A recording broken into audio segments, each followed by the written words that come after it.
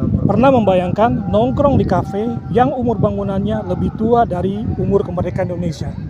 Halo pemirsa, pada kesempatan kali ini saya akan ajak Anda untuk bernostalgia ke jantung kota tua. Selamat datang di Cafe Batavia. Terletak di kawasan Kota Tua Jakarta, Cafe Batavia menjadi salah satu bangunan bersejarah yang paling ikonik hingga saat ini. Tepat menghadap Taman Fathahillah, lokasi ini selalu menjadi daya tarik wisatawan dari berbagai daerah, bahkan mancanegara. Suasana kota tua menghadirkan nuansa klasik yang membawa pengunjung kembali ke masa lampau. Memasuki bagian dalam, pengunjung disambut interior bernuansa vintage yang elegan dan hangat.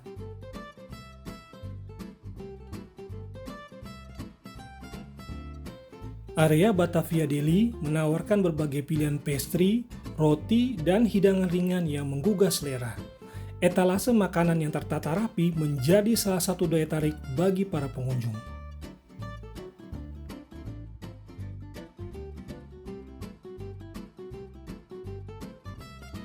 Setiap sudut ruangan dipenuhi dekorasi khas yang memperkuat kesan sejarah. Di sepanjang dinding, foto-foto bersejarah menceritakan perjalanan panjang Jakarta dari masa ke masa.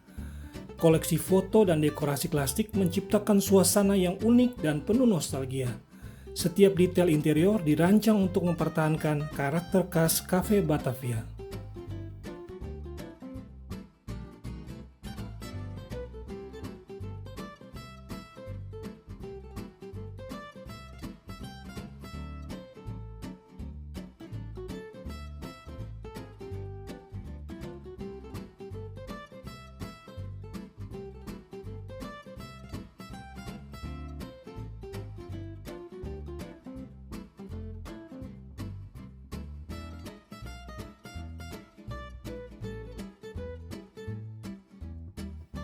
Ruang makan utama menawarkan pengalaman bersantap dengan suasana yang nyaman dan berkelas. Dari dalam kafe, pengunjung dapat menikmati pemandangan kawasan kota tua yang selalu ramai. Perpaduan antara sejarah budaya dan kuliner menjadikan Cafe Batavia destinasi yang tak terlupakan.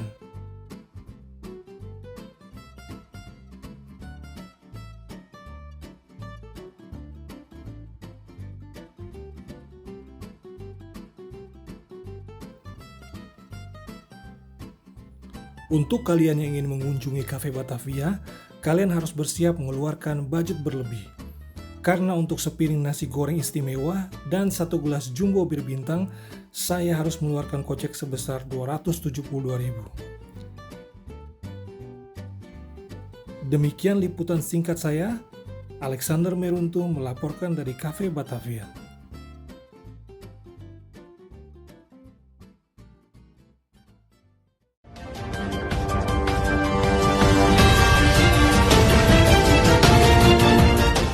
Selamat sore, kembali dengan saya Fadli Rahman dalam Kabar Petang. Salam sejahtera pemirsa, rupiah kembali melemah. Daya beli pekerja mulai tertekan. Dalam tekanan hebat di pasar keuangan hingga perdagangan awal pekan ini, nilai tukar rupiah terhadap dolar Amerika Serikat masih tertahan di kisaran 18.200. Pelemahan ini bukan sekedar angka statistik, melainkan mulai membebani ekonomi rumah tangga, terutama bagi para kelas pekerja di tanah air. Depresiasi rupiah yang berkepanjangan ini dipicu oleh penguatan dolar Amerika Serikat akibat ketegangan geopolitik global, serta spekulasi pasar terhadap kebijakan suku bunga. Bagi kelas pekerja, dampak domino dari pelemahan ini sangat terasa. Harga barang impor termasuk bahan baku pangan dan energi perlahan mulai merangkak naik.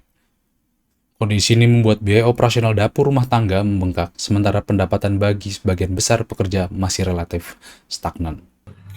Sudah lumayan terasa sih mas, kayak dari kita sendiri pun yang punya kebutuhan pokok di rumah sendiri seperti kebutuhan bahan-bahan masak, kayak telur terutama ya, telur, cabai gitu sudah mulai naik.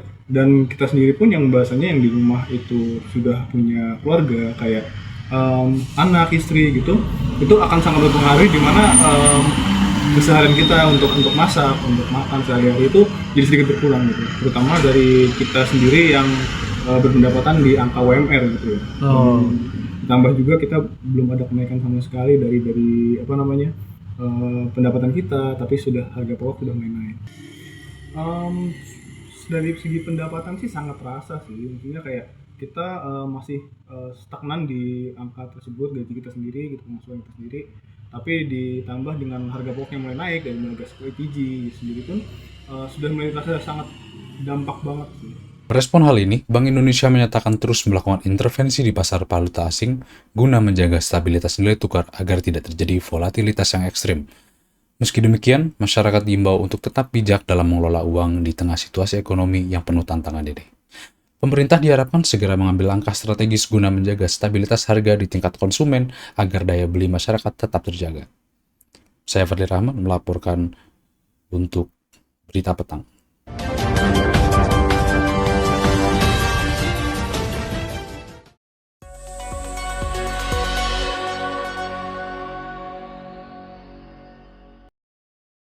Pagi pemirsa, saya Lukman Hakim melaporkan untuk program Berita Siang. Di tengah tantangan era modern yang semakin kompleks, sebuah lembaga pendidikan Islam di Kabupaten Tanah Laut, Kalimantan Selatan, hadir membuktikan bahwa Al-Quran adalah jawaban terbaik dalam membentuk generasi unggul. Lembaga itu adalah Pondok Pesantren Tahfiz Darul Quran Istiqomah yang akrab disapa DKI. Didirikan pada 12 Maret 2012 di Palehari, Tanah Laut. Pesantren ini telah menunjukkan pertumbuhan yang luar biasa. Dalam waktu kurang dari 1,5 dekade, jumlah santri yang belajar di sini telah mencapai lebih dari 900 orang. Sebuah angka yang mencerminkan tingginya kepercayaan masyarakat terhadap kualitas pendidikan yang ditawarkan.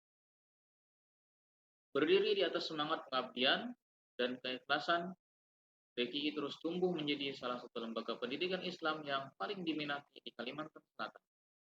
Ribuan keluarga muslim dari berbagai penjuru daerah mempercayakan pendidikan putra-putri mereka pada lembaga yang menjadikan Al-Quran sebagai fondasi utama proses belajar mengajar.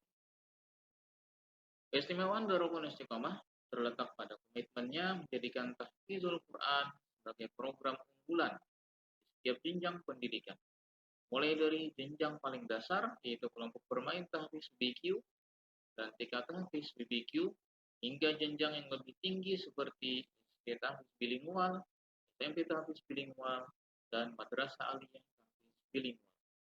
Yang membedakan DKI dari pesantren pada umumnya adalah program bilingual yang diintegrasikan ke dalam kurikulum sejak dini. Santri tidak hanya ditempa untuk menghafal dan memahami Al-Quran, tetapi juga dibekali kemampuan bahasa Inggris yang kompetitif. Jadikan mereka generasi yang hafiz sekaligus berwawasan global. Selain pendidikan formal berjenjang, DKI juga mengelola rumah tahfiz Al-Quran yang terbuka bagi masyarakat umum, memastikan bahwa cahaya Al-Quran dapat dirasakan oleh semua kalangan tanpa terkecuali. Di DKI, pendidikan bukan sekadar transfer ilmu pengetahuan. Lebih dari itu, setiap proses pembelajaran dirancang untuk membentuk karakter santri yang kuat, disiplin, mandiri, jujur, dan memiliki kecintaan yang mendalam terhadap Al-Quran.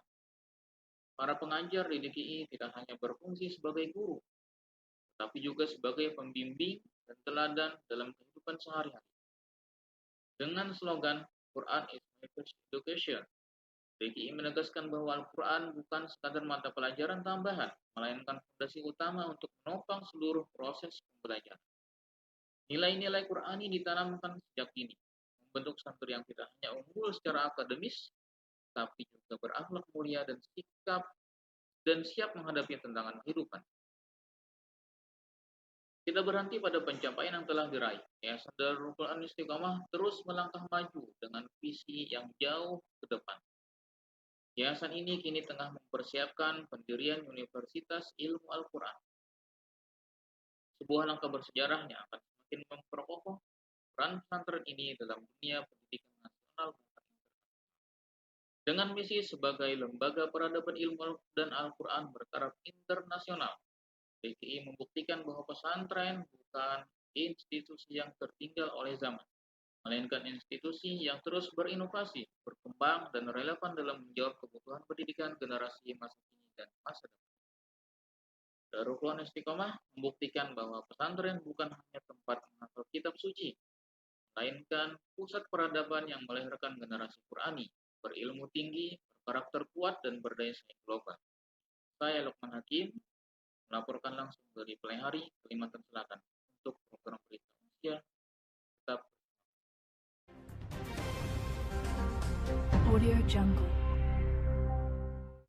Selamat siang pemirsa, kenaikan harga bahan bakar kembali menjadi perhatian masyarakat.